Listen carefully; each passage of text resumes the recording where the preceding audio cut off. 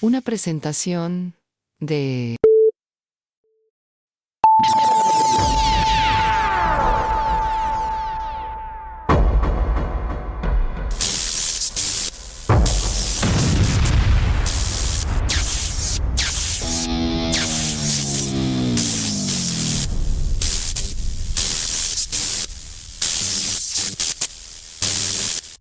Oh, Jesus.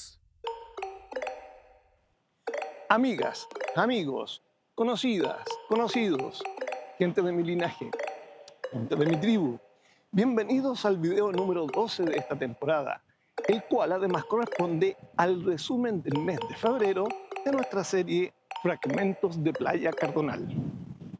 El mes de febrero es la evidencia más palpable y clara que el verano verdadero no tiene relación ninguna con el verano impuesto en el calendario gregoriano, ya que este mes fue una sucesión de días más nublados que soleados, convirtiéndose esto en la evidencia empírica que el verano verdadero se está subiendo al analema solar con el fin de migrar hacia otros confines. Los pocos días despejados serán además celebrados en el planeo tranquilo de las aves que disfrutan del ambiente natural de este, nuestro pequeño paraíso llamado Cardonal. Cabe mencionar también que febrero fue el mes de la corvina.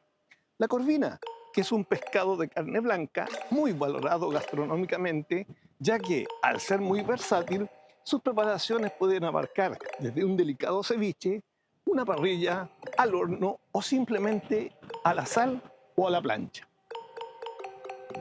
La evidencia de esta presencia corvinística en la mar, frente a la playa de Cardonal, es el gran número de pescadores en la orilla, en bote e incluso en kayak, todos compitiendo entre ellos por hacerse de esta exquisitez marítima.